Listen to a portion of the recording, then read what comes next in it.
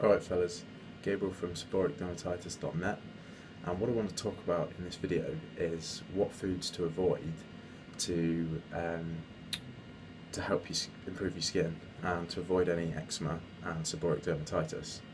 So first things first, you want to be avoiding all processed foods as much as you can. So this is anything, if you're not aware of processed foods, just something that's not in its natural form. So whereas like a broccoli isn't a processed food, something like a pastry or something that's had food processing gone into it to get it there. So you want to just start by avoiding all processed foods, and then a lot of people are finding that dairy products cause digestive issues in the gut, and they're consequently having to avoid those to have a clear skin, so to get rid of eczema and seborrheic dermatitis, because a lot of skin issues arise from problems in the gut.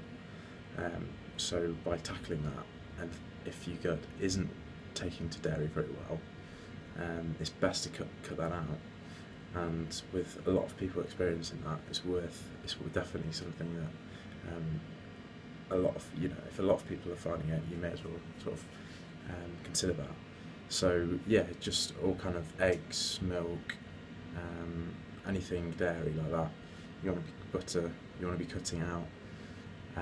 You also, depending on the individual, some people find that like kind of animal products like chicken, beef, they're causing them issues as well. So it just depends on the individual, that does. But as a kind of, to be safe, to give yourself the best chance of give your internal environment, keeping it the best it can be, you kind of get into the best practice by not having these foods, so cutting those out. You see a lot of people go kind of vegan to avoid dairy and meat. And there's also things like, it's also worth looking at things like coffee with a lot of caffeine in, that can cause flare-ups for some people, and very spicy food that can also aggravate people's skin and cause digestive issues. People with irritable bowel often have issues with spicy foods as well. So that's something that can be cut out. And yeah, so you also want to make sure you're not kind of overdoing your fats and oils, because they're something which, you've got to have some fat, but you don't want to be having loads and loads, and you don't want to be overdoing your oils. So try and keep it to a lower level, just to give your skin the best conditions and your kind of body's environment. And yeah, really just the last sort of thing I was going to touch on, what food you might want to consider, given that I've said what not to do. So you can have any sort of fruits, vegetables, berries are particularly good. So you've got your fruit and your veg, and then things like potatoes, oats, quinoa, things like that.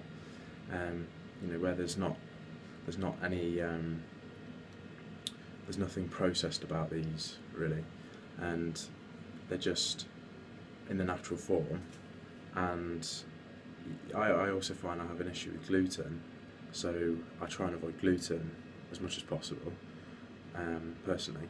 So yeah, I think that's pretty much covered everything from what to avoid. So just to summarise, that's you want to be avoiding processed foods,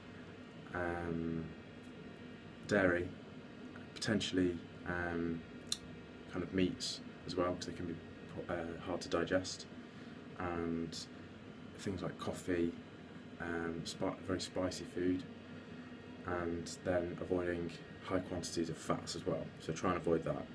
So all in all, you've pretty much got a good sort of base of what to avoid there. Please sort of check, if you sort of click on the website, have a look around, and yeah, that was it for today. Cheers.